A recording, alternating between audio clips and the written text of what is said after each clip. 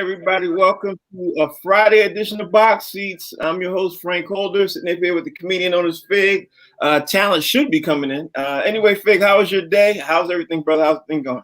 Man, hanging on, hanging on. It's That's a good to good hear. day, man. It's a good day. Every day to be alive is a good day. Yeah, now let me jump into the COVID report real fast. I just found out that Zach LaVine, the Chicago Bulls guy, Zach LaVine, he is now going under the COVID protocol. Looks like he's going to mix the next couple of the games. Also found out that the NFL is getting ready to have a draft-a-thon for COVID relief, which is great for them. And then because of COVID, several NFL teams are getting ready to skip this voluntary workouts, which most teams normally have, in the NFL, and mostly have it anyway. And right now it looks like the Browns, Giants, Raiders, Bears, and the Patriots have players who are skipping it, and officially they are going to officially skip the workout. So that's that. But now I got to jump into, of course, I forgot to even mention this for top news. I got to say congratulations to Charli Collier. She became the #1 pick in the WNBA draft. She's 6'5". She's from Texas. She got drafted by Dallas. Now, I know, when you hear about her getting drafted, Fig, I know you kudos to her because that chick was a baller. She took her team to the Elite 8 and almost got them down to the Elite 4. You know what I mean? So what's your thoughts on that, Fig?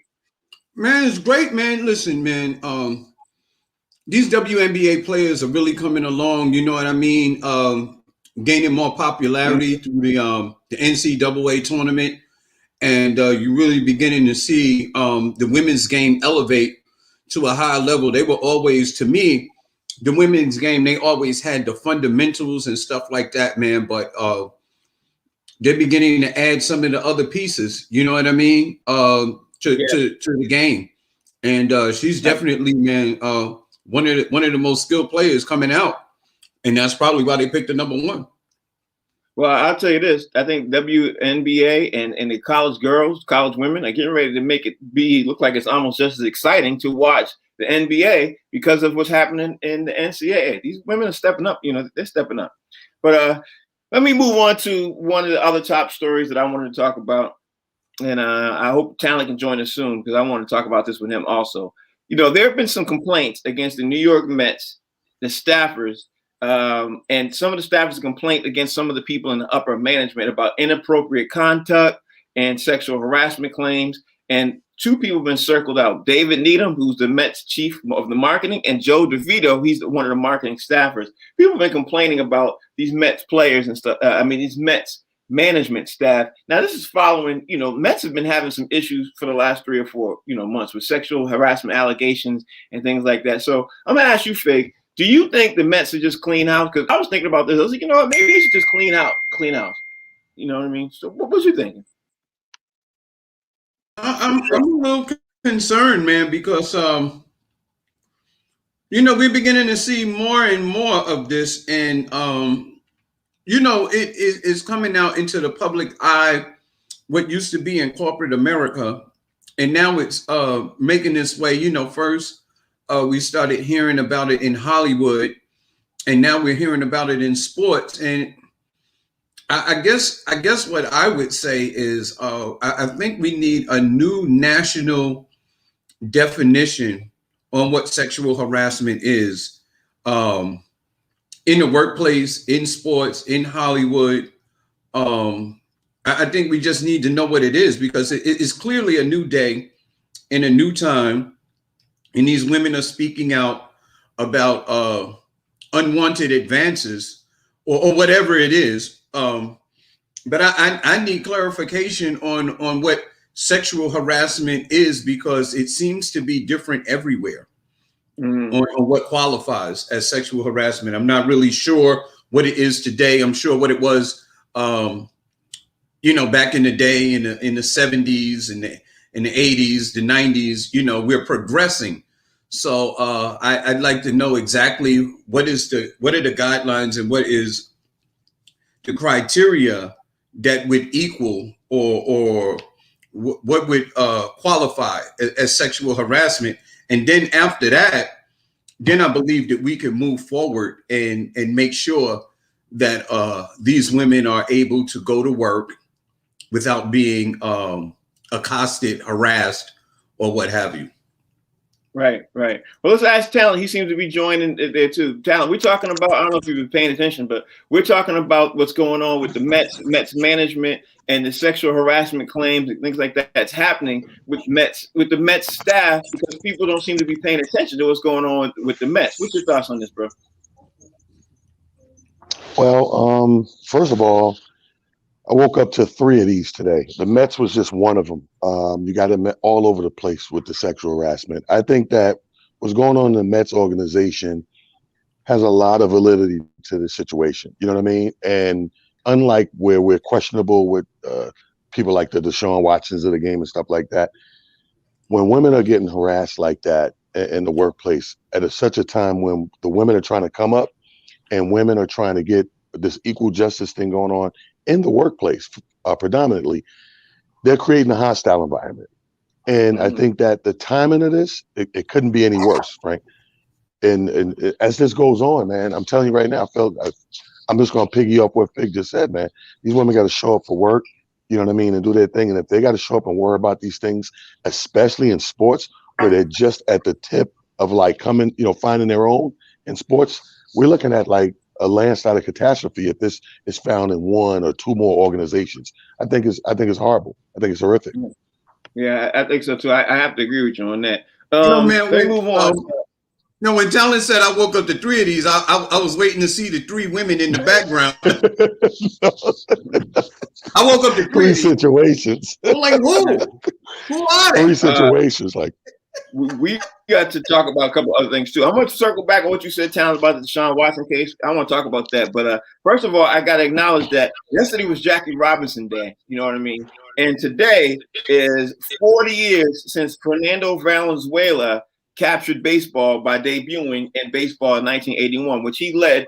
As we all know how good Fernando Valenzuela was, right? Because he was the first Mexican player to come in. And he came back in 1981, and he was at 8-0. He set a record at that time for the Dodgers as being one of the only pitchers to ever come in as a rookie and not lose a game. You know what I mean? So we got to acknowledge that. So I just want to acknowledge that. You want to say, Tally, you want to say a couple of things about Fernando, or Fake, we can say that. But well, I mean, just kudos, just definitely kudos. I love to acknowledge like this is milestone things. The first of anything is always great. It's funny you say that because I was watching locally last night in the sports bar. They had up on the Mets channel. They was playing all the historical firsts. The first right. no-hitter. They was playing all this first thing that the Mets had accomplished. So I just want to say kudos, hats off. I'm a big fan of firsts because that cements you in those history books. Fig, you want to say something about Fernando Valenzuela, bro? Not exactly, man. I mean, just the fact that he was first. That's big time, and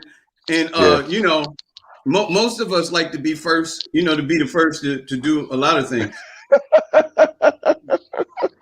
Let me ask my man Amir. Amir joining the show, man. Amir Sealy joining the show with us, man. He's one of our sports guys. Amir, Fernando Valenzuela set records, broke everything in Major League Baseball. One of the first. 40 years ago today, he debuted. What you think about Fernando Valenzuela? What's so I think what makes stuff like that amazing is when you say the year and then you compare it to where you are in life in terms of how old you are. You start thinking to yourself like, wait a minute, I was only that this year old when that specific thing happened. So I think it gives you perspective. I think the other part of it is, again, it's always great to know that there are so many things that happen, and because of time and because of the way life translates, we forget about them. So it's great when we can relive those things, however we get a chance to do so. Right. Now let me talk about another thing, man. Another thing, speaking of cases, 2 days ago I saw the news that the Pittsburgh police was getting ready to file criminal charges against Aaron Donald from the LA Rams. Now what happened this morning is kind of amazing because 2 days ago they were getting ready to move forward with this, but then as of this morning, some video has surfaced out to say that not only was Aaron Donald not part of the fight, he was trying to break up the fight. And the guy who was getting beat up, his name was Vincent Spriggs, who's the one who filed the criminal charges. He's the one who's being saved by Aaron Donald because he was getting beat up by 3 or 4 people. Video shows that Aaron Donald saved him and helped pull him outside the club when the police arrived. So, Talent, I'm gonna throw this out there to you. I know you're not shocked with somebody trying to jump on and get paid real quick, but does this not show like a lot of disgust to you? Like, this dude's getting saved in a fight by Aaron Donald, but as soon as he saw Aaron pulled him outside, he's like, "Ooh, well, that's unfortunately that's the world we live in, bro.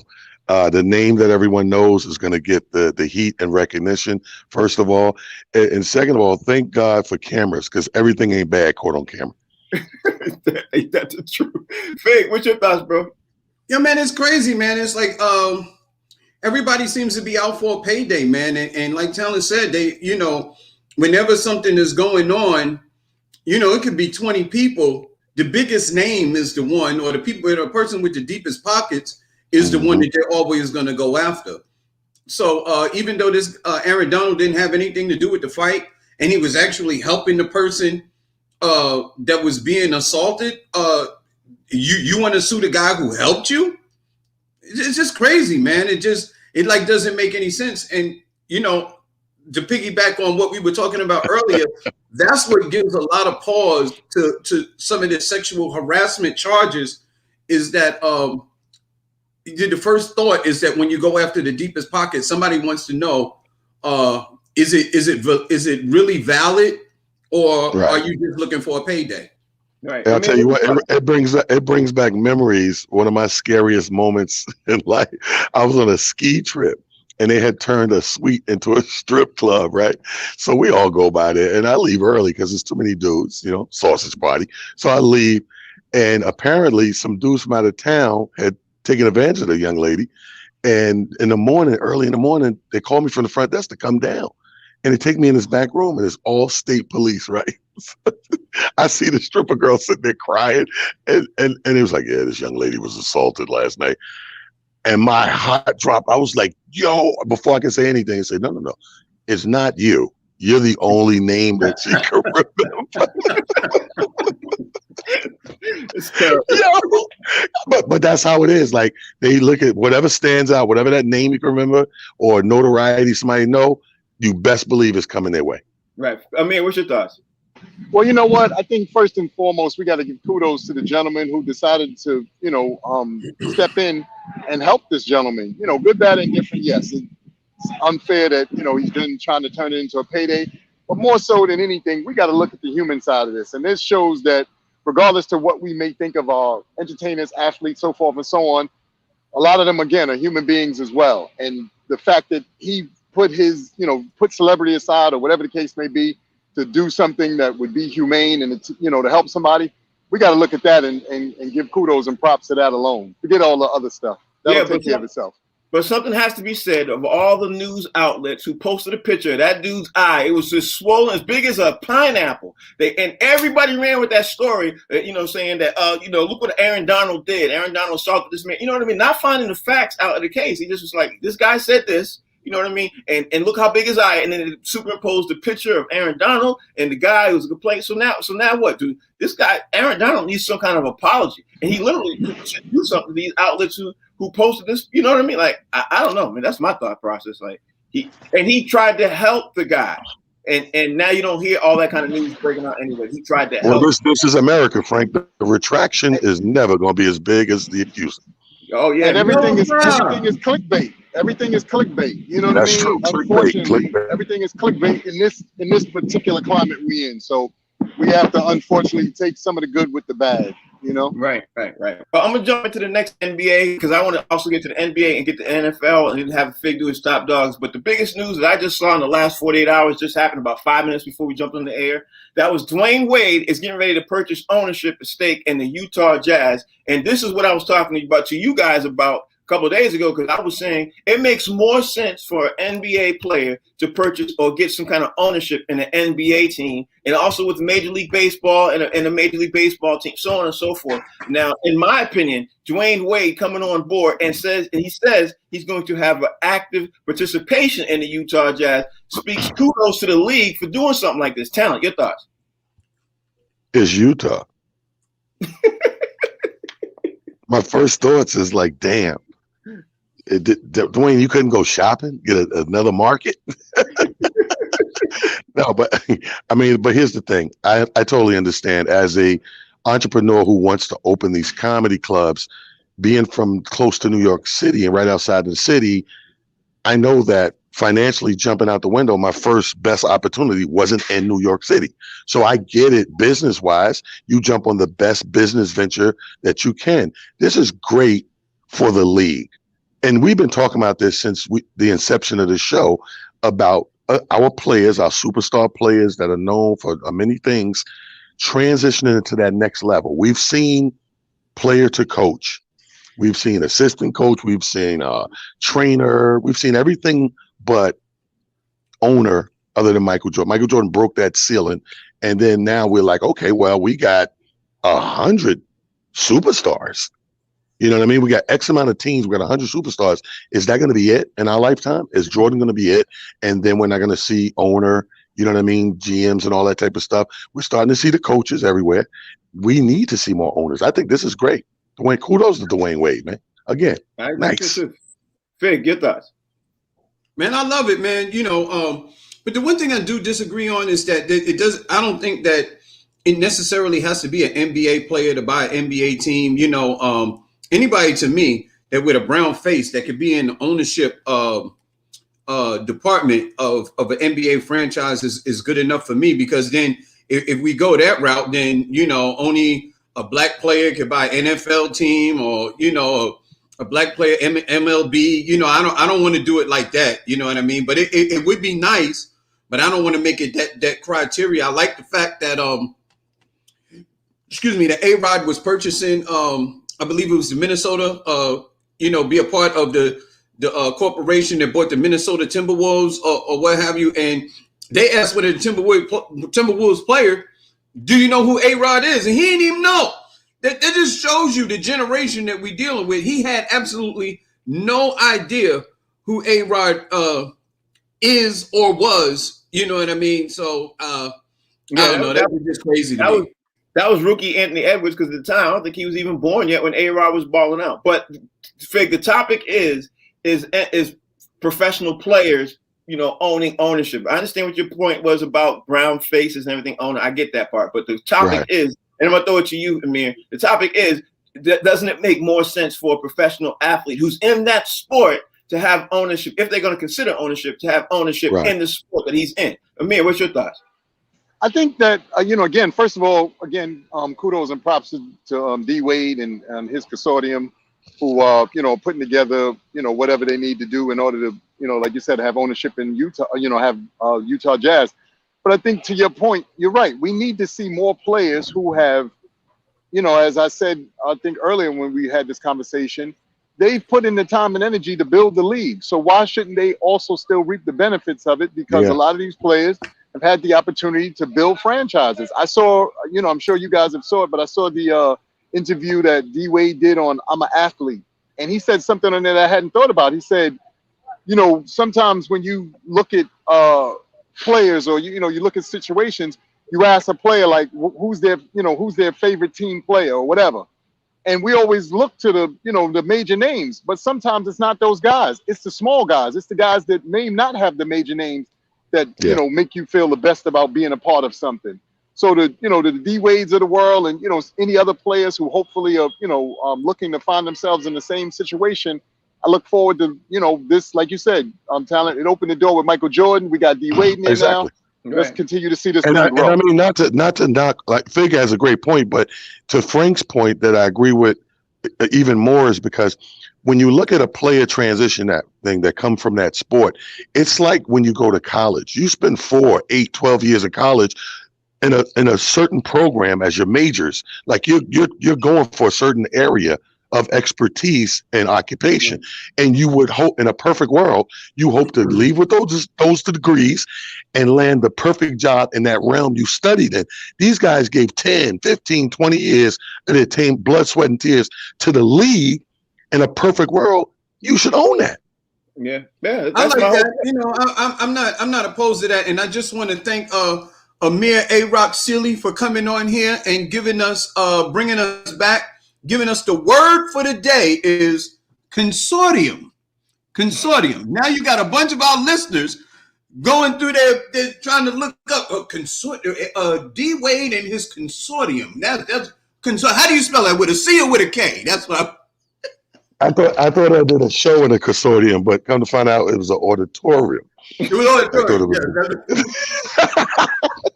Well, since we're in the NBA, let me ask you all your thoughts about Michael Jordan presenting the Hall of Fame award to Kobe Bryant and his family. I'm gonna start with you, Talon, because honestly, I thought that was a perfect announcement. When I heard that, I was like, it doesn't get better than this. Because honestly, who could be the guy who could give and should present, Kobe Bryant's family with that? I think it's a perfect thing, man. What's your thoughts? You heard about that? I mean, yeah, you hit the nail on the head. I mean, it can't get any more perfect than that. And again, for these guys, their legacy is everything.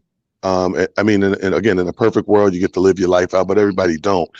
And this was a great tragedy that's beyond Kobe. Don't get me wrong, family first. They're impacted first and above and beyond. But it changed the landscape of the world. It made all of us take a quick pause and remember that we're not promised tomorrow. And when you have icon status that you have to recognize and give an award to, what better way to do that than with icon status? Yeah, I agree with that one. Fig, your thoughts?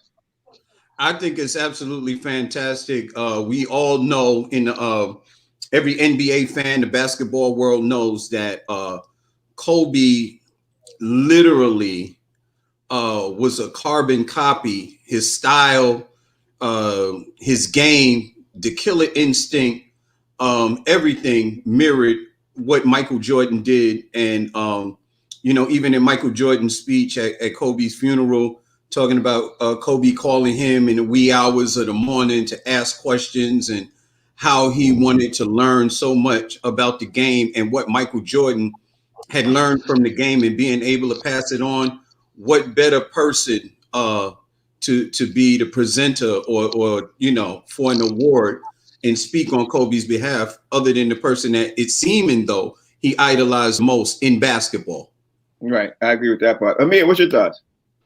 I think again, this is the NBA, Michael Jordan, all the people involved, they hit this one out the park. I mean, when you think about the impact that Michael Jordan obviously has had on our generation, because it's a generational thing, and those of us who are sports fans, no matter what your team is, no matter who you cheered for, you remember plenty of nights of Michael Jordan taking your heart and tearing your team to shreds.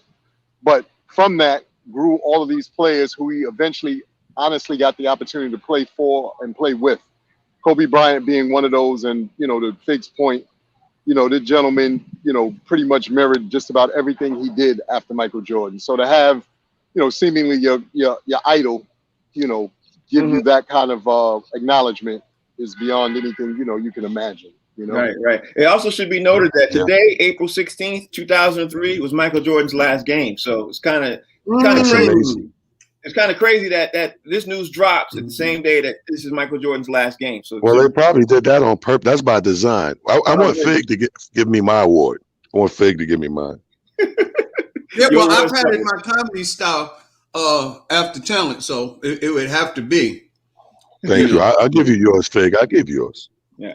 Let me ask you guys about this.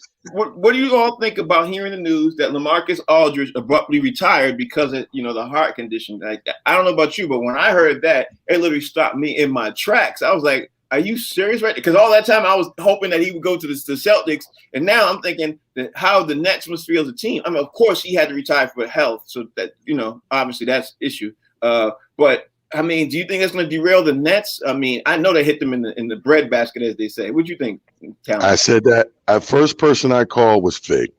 As soon as I stopped by Fridays to get that, what's that, Dragon Fire salmon, which is delicious, by the way. So I'm sitting down there, I'm looking at the screen, and the ticker goes across. I've called Fig right away. I said, "You see this?" He's like, "Yeah." I said, "Fig, tell me that doesn't sum up," because remember when he was released by the Spurs, he wasn't traded or anything. He was released, and we talked about it that day. Like, hey, why would they release him? There must be something going on. I think they knew that when they released him, and I think because anybody that plays sports know that sometimes your mind over matter. Like you shouldn't be doing something, and you love the game so much you want to force it. So I think that he forced his will to keep playing. Like, you're not going to stop me from playing, and signed with the Nets. And it was just a matter of time before you get tested again or have some weird palpitations or irregular heartbeats where you got to get tested, and it comes back, and everybody's like, look, dude, you know, we don't want another Len Byers, Hank Gathers. We don't want to go down that street anymore. You know what I mean? So he had to call it. I think it was crazy. For the record, that was Talent's Pelican brief. Just for the record. I'm telling you, man. You gonna tell me you don't think that? No, I think it has something fishy to do with that. I think it was something fishy with it all. The Spurs the Spurs do not throw away pieces. They just don't. No, but here's another thing to add on to your Pelican brief. They might have known it for a while because his minutes had been dropping dramatically for a while. And then when he came on the Nets, he was balling out. I was like, well, this is not even the same dude. What happened? I don't know. Fig, what's your thought? You know, when Talent said it, I was like, wow. You know, I've never known the Spurs organization to give up good players. To me in basketball, the Spurs sort of remind me of the New England Patriots. Those organizations seems to take guys off the trash heap and bring them on into their organization and turn them into better players when everybody thought they were gone. So when LaMarcus Aldridge is just let go the way that he was let go, it just seemed a little strange. And to me, he was never the same after he left Portland. Like, that LaMarcus Aldridge that was in Portland never emerged in San Antonio. And it looked like he was going to do pretty good with the Nets. But this situation comes up. It put me in the same frame of mind of Bosh when he was in Miami and he couldn't play anymore. You know what I mean? When he probably still had some game left. So, you know, it's sad to see, but thank God we didn't have a tragic situation on the court. Right. Amir, what's your thoughts? To echo, everybody's thoughts thus far, first and foremost, obviously, you got to take care of your health. The Talent's point, and, probably this is something that he's actually known even longer than, being on either of those teams. This could be something that, is technically, been a part of his development his entire life. You got to think about your health first. The reality of, you passing away under any circumstances for any job or whatever the case may be, in lieu of your health is dumb. And I think that, he did the right thing, and, hopefully he's going to, be able to now enjoy his life. He's had a wonderful career in the NBA. There's nothing you can, say that's bad about that gentleman. You can't hear teammates say anything bad about him. So that speaks to not only his character, but that speaks to him as a team member and as well as an NBA player.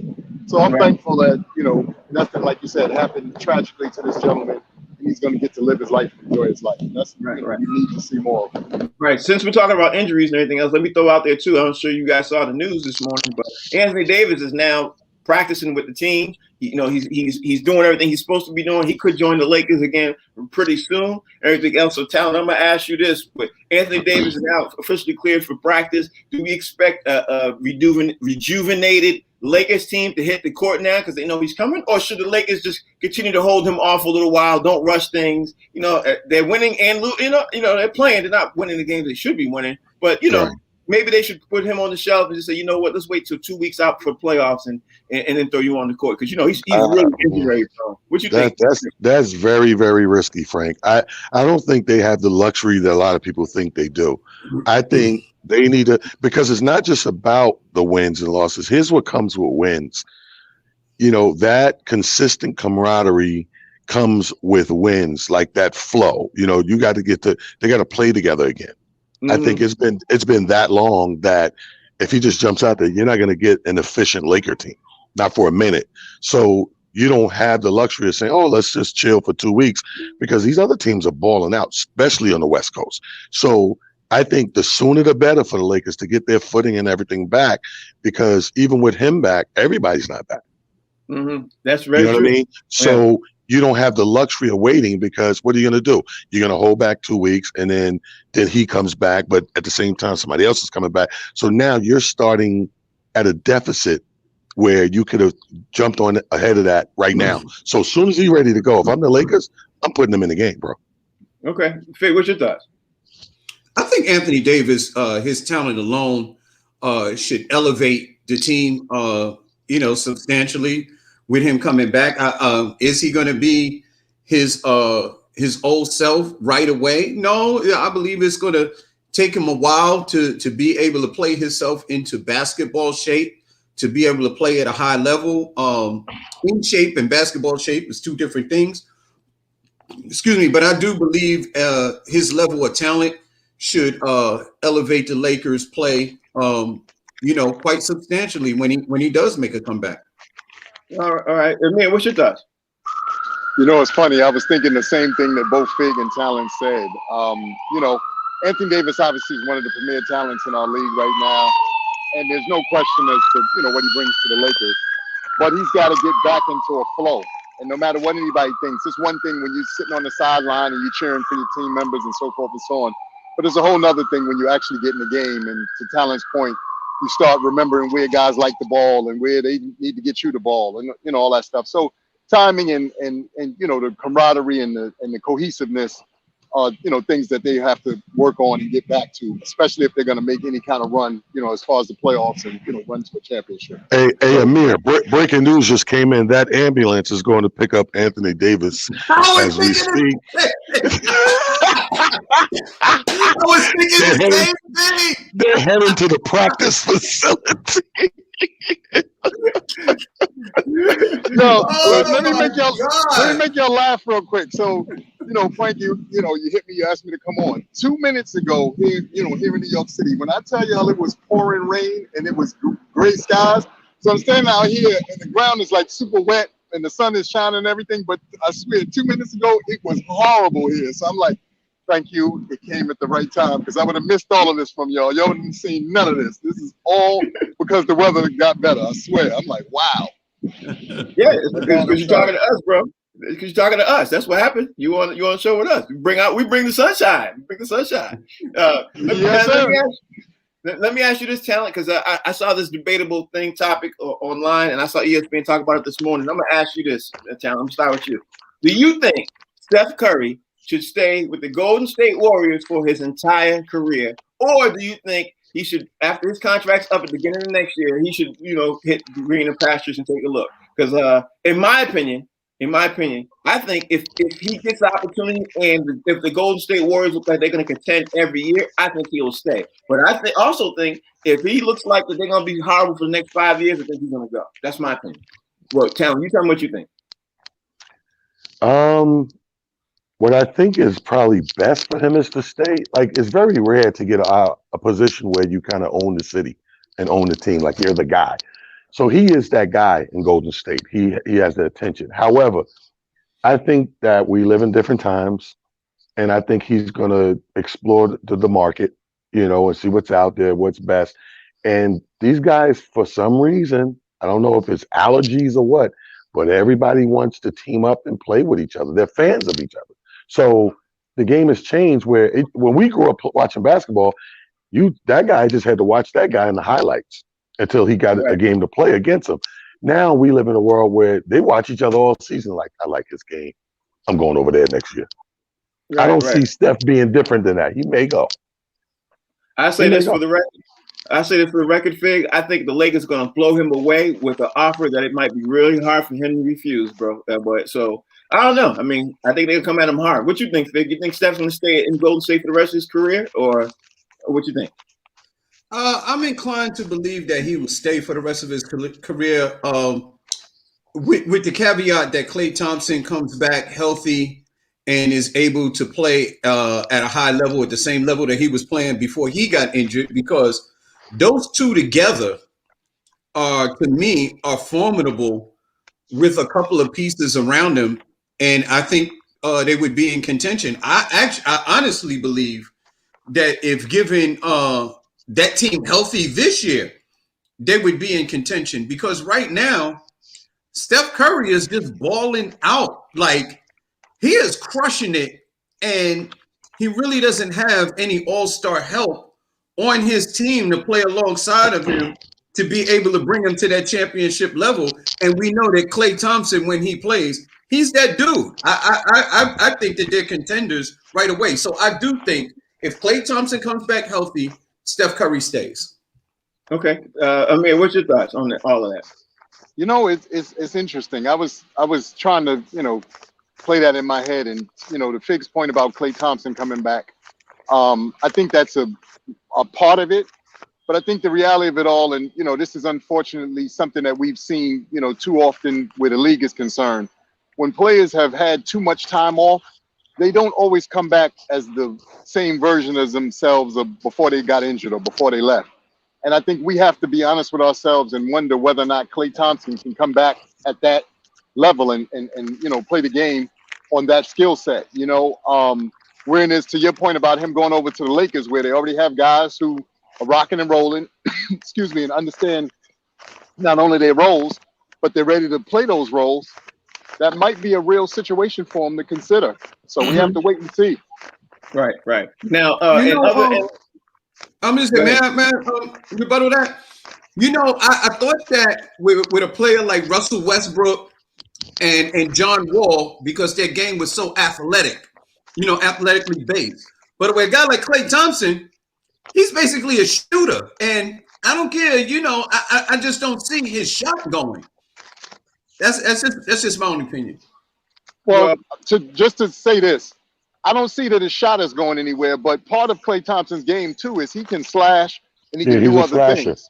Yeah, he does other things for that team. He always did. Right.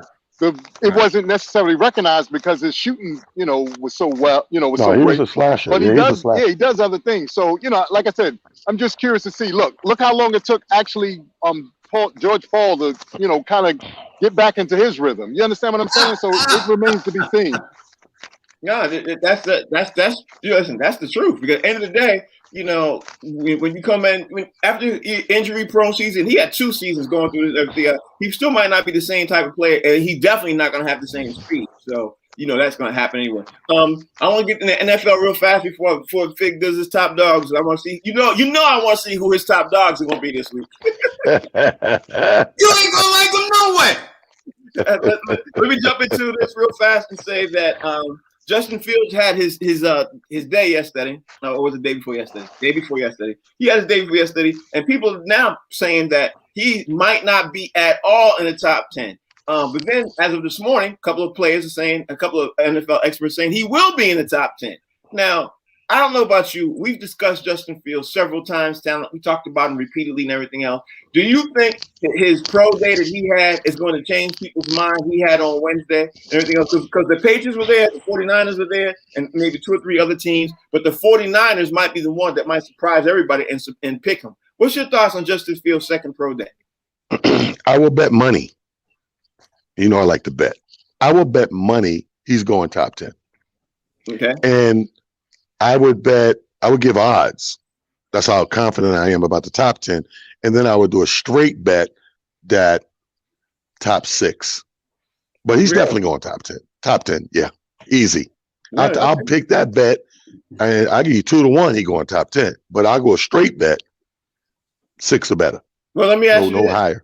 Since you're saying that, is there a team that you think that is going to, shock the world and pick them, or because I still got the second pick. Trevor Lawrence is going with the Jaguars. The Jets. I was about to say, don't count us out. Don't count my green out. Yeah, my green got that green. Yeah, and the 49ers got the 3rd pick. You know what I mean? But everybody's thinking the 49ers going to take the Mac Jones. So. You think he's gonna be in the top 3 since you're so confident about that? Well, if he don't go with it, I don't see like any doubt that 3 or 4 will snatch him up. That's why I said I'll take a straight bet for the top 6, but definitely the top 10. I'll give you 2-1 on that because I think a lot of this is hype. A lot of this is let's face it. Even us, we do a sports show, right? We need hype to keep people interested in watching during any off season. Mm-hmm. Whatever the sport is, when you bring that sport up in the off season, you better have a little drama to sprinkle on that. Yeah, that's true. That's true. Faye, what's your thoughts?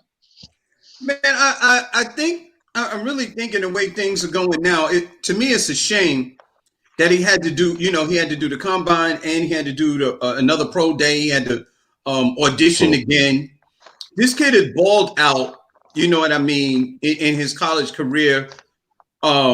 Better than anybody. He even beat Trevor Lawrence head to head and all of a sudden, this kid, they're projecting him to drop all the way down to 10 and then the double figures and stuff like that. To me, it's absolutely ridiculous.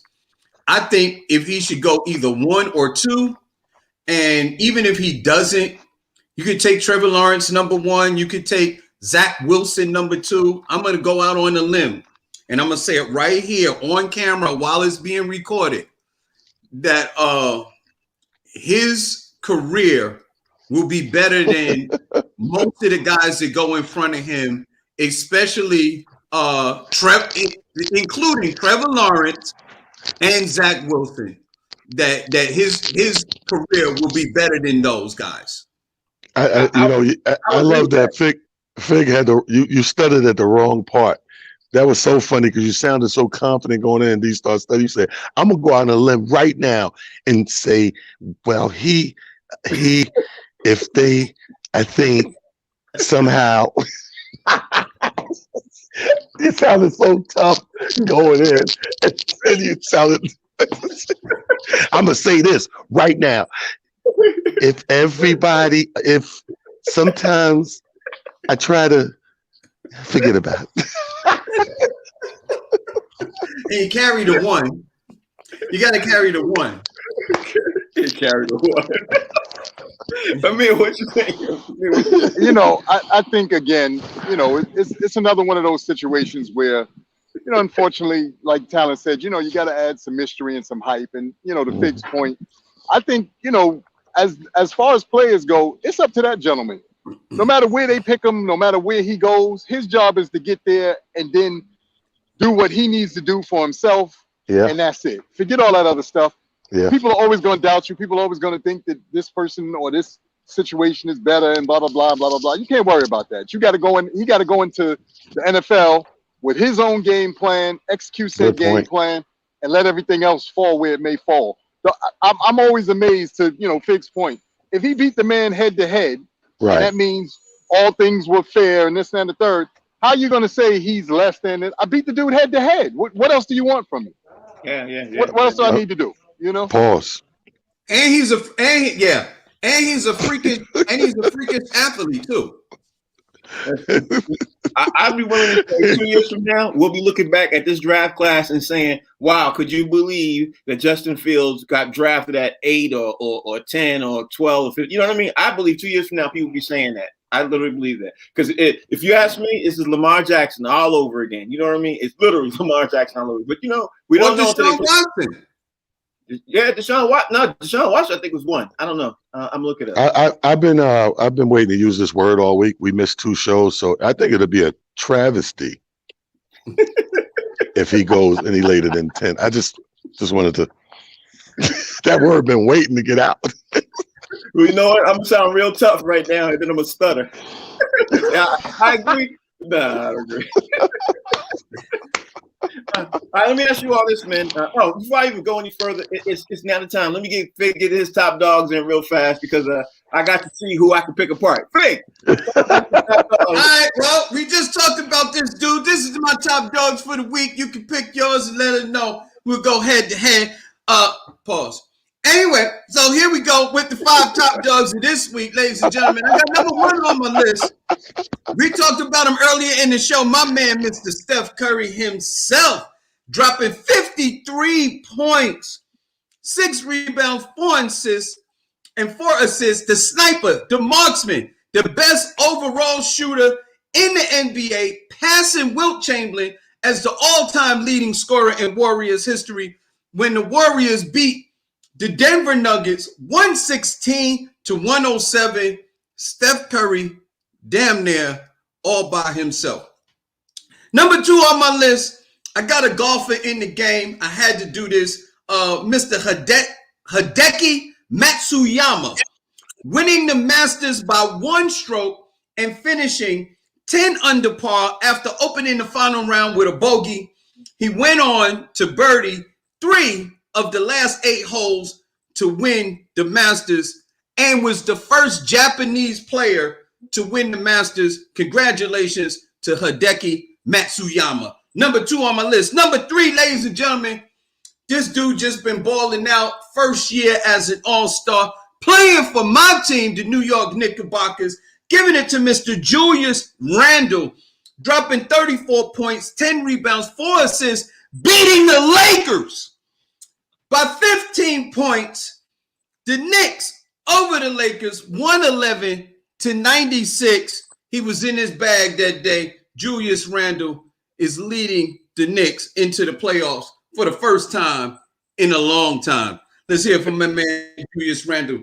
Ladies and gentlemen, next on my list, I threw a female into the mix. Miss Hope Troutwine is the first female pitcher, softball, in NCAA Division I history to strike out every batter in 7 innings. She pitched a perfect game. Let's hear it for Hope Troutwine doing the damn thing. Last but not least on my list, I think Mr. Frank will like this one. I was looking for this dude, had to give it to my man Jason Tatum, doing the damn thing of the Boston Celtics, dropping 32 points, 9 rebounds, 5 assists. Boston over Portland with that man Dame Dollar on deck, beating them 116 to 115 in a nail biter. One of the best teams in the NBA. Let's give it to my man Jason Tatum of the Boston Celtics. That boy was in his bag. That's my 5 top dogs. Who's yours? Oh, wait a minute, Frank. Yes, sir. Oh, wait a minute.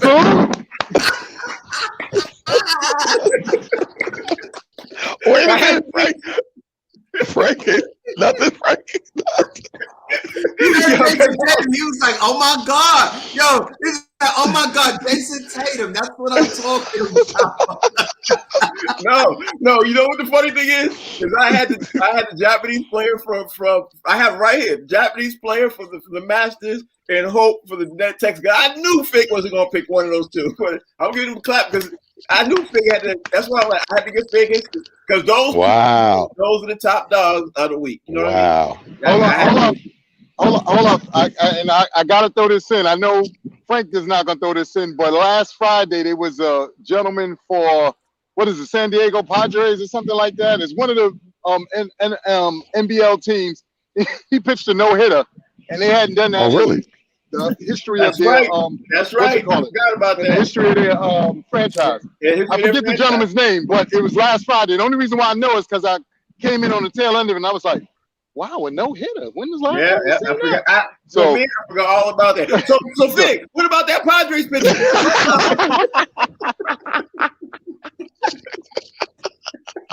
I'm just playing. But I will say this: I can't dispute this. I can't dispute his top 5 though. His top dogs, top 5. I kind of like that. All right, let me ask you all this. I'm gonna go with stick back with the NFL and leave it with this. Davian Clowney, he signed with the Browns, right? Now I don't know if you all recognize this. OBJ is coming back, right? You got Myles Garrett is still returning on the team, right? You got Baker Mayfield quarterbacking. And now Jadeveon Clowney has joined the Browns. So I'm going to throw this out to you, Fig. Last question of the show I'm thinking is that do you think the Browns now are going to do much better now with the addition of him? Because an NFL expert said if you put Jadeveon Clowney and Myles Garrett on the same side of the line, whoever they're playing, you got 2 seconds to release the ball. 2 seconds or a second and a half because they're going to get to you. So when you hear that, man, how do you think the Browns are going to do this year, upcoming year? You know, I think, here's the thing. Go ahead, tell me. Yeah, let me tell you this. That was the question of the day all day yesterday. Are the Browns now the team to beat definitively in that division? And I say yes. I'll be honest with you. I didn't expect, I thought something was going to happen and they would be without, OBJ. But if he's coming back, bro, I think that is the team to beat. Yeah, he's coming back. Yeah. I think if, like I said, Jadeveon Clowney and Myles Garrett on the same sky. Myles Garrett was scary by himself. Yeah. You put them dudes on the same side of the line. Wow, that does me scary. Fig, what you think? I think the one caveat I'll just throw out: always health. Especially in football, if those guys are healthy and they're able to make it through the whole season, I think the Cleveland Browns will make some noise because Clowney, man, I mean, he doesn't get a lot of sacks, but he's really difficult against the run. And if that dude can stay healthy, there's just going to be so many problems that other teams are going to have contended with them. And of course, if Baker Mayfield is able to take that next step, which we expect him to be able to do, he has the talent and the ability. You got my man, OBJ. They just have so much talent. You know what I mean? It would just, it would be a shame for them not to go further, you know, even further than they did last year. Let me just say this before I throw it to Amir. He may not got a lot of sacks, but he was extremely disruptive. The Jadeveon Clowney was, if you can't say anything about him, he's very disruptive. Amir, what's your thoughts? I think that this is absolutely a phenomenal pickup for the Browns. And to be honest with you, I'm looking forward to, you know, them continue to advance and get back into the league. They were almost like a JV team that, you know, was trying to, you know, be a part of the league for so long. Like, you just counted them out. Look, let's be honest. We haven't really made them a part of the league since Jim Brown. That's sad, man. Like yeah. You know, when you really think about it, like, it's sad. Like, come on, fellas. Y'all are professionals over there. Amir, you said it's nice to have them back in the league. Have them back in the league. Like, last year, even if they wasn't your team, you were kind of cheering for them because you saw that, you know, Baker Mayfield, you know, doing his thing. He had the commercials, everything. So, in all fairness, it's good to just see, you know, them becoming a part of the conversation again. Man, it's sad when your team is no part of the conversation, like, at all. You tune in every season just to go, you know, I'm going to see what everybody else is going to do. We'll act like, you know. You know what's crazy?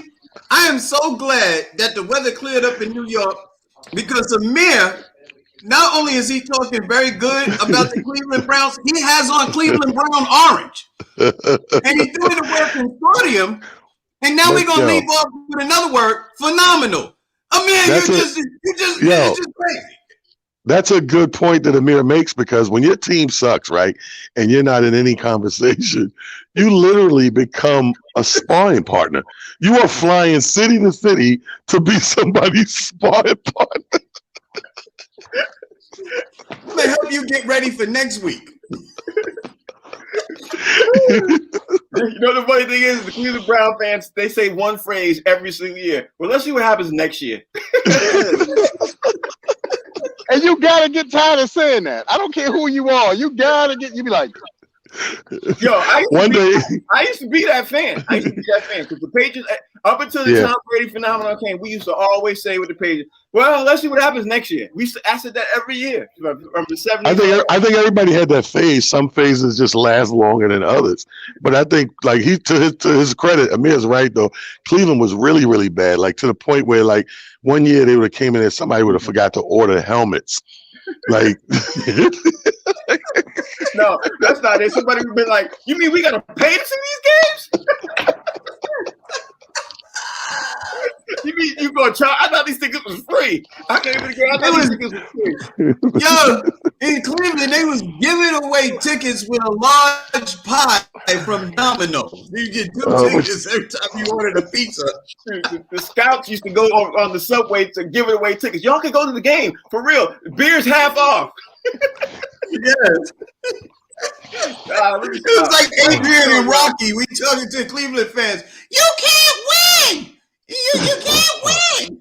Yeah, let me wrap this show up, man. We gotta get ready to roll up out of here. It's the weekend, y'all. You know, it's Friday. We acting silly. Talent, everybody out there, how they can follow you, bro. Hey, follow your boy on IG Live. Talent the comedian all weekend long. Shows after shows after shows. I'll be going live in 2 hours from Cleveland. Everybody can follow you, bro. Yeah, you can follow me on social media platforms at Comedian Fig right there on your screen. If you can't find me there, bam! Monday through Friday, 1 to 2 p.m. Bogsies, baby. The best damn sports show on TV.